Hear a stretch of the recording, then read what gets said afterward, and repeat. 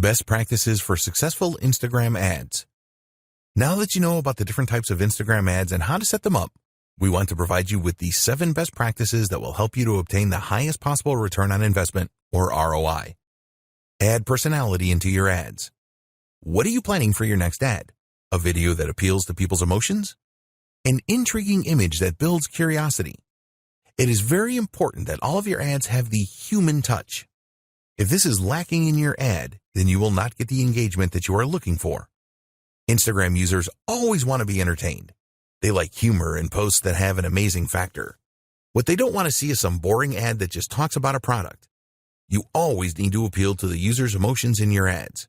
Don't just publish bland or boring stuff, or you will be wasting your money. Keep your ads relevant. Always keep in mind that all of the social media platforms are different. As an example, you would not post the same ad on Twitter as you would on LinkedIn because the audience will have a very different state of mind. This is true for Instagram as well. You need to put yourself in the shoes of your potential customer and think about where they are. For example, a 40-page ebook download may work on LinkedIn, but it is very unlikely to appeal to an Instagram user. Don't make your ads too sales-oriented on Instagram either. Users of the platform are not looking for that. Hashtags. We have talked about hashtags a lot in this guide because they are very important. A lot of advertisers on Instagram will just go for very common hashtags such as hashtag love or hashtag food. You need to be more creative than this. Do some research to identify the hashtags that users are the most likely to search for when trying to find the content you are providing. Some people really overdo it with hashtags. They see that they can add 30, so they have to add 30.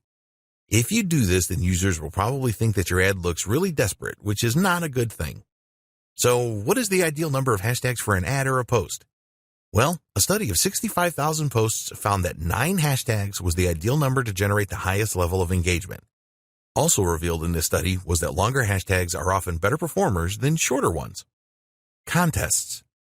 If you really want to achieve your goals for your Instagram ads campaigns as quickly as possible, then running a contest or a giveaway is really one of the best ways to achieve this. People just love free stuff and competitions.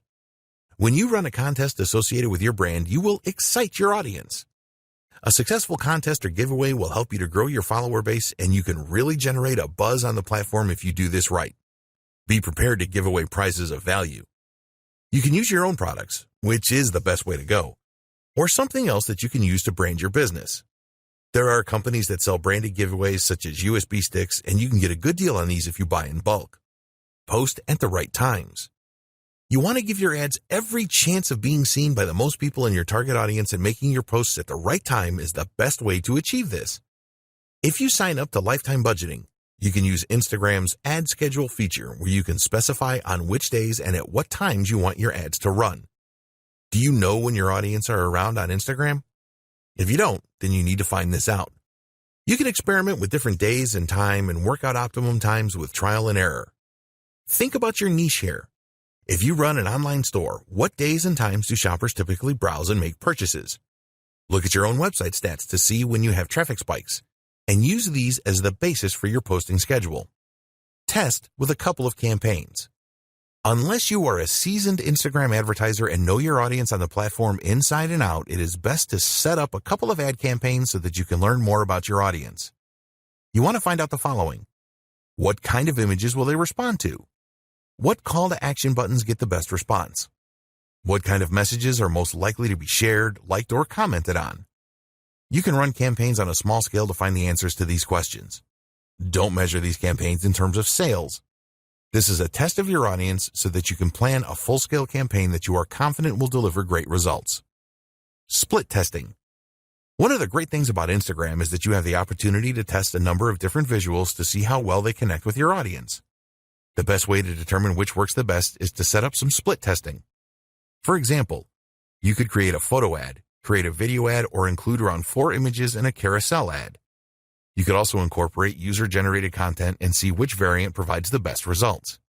You don't have to stop with split testing your visuals. Try split testing different calls to action and different posting schedules as well. The more that you test your Instagram ads, the more success you will have overall.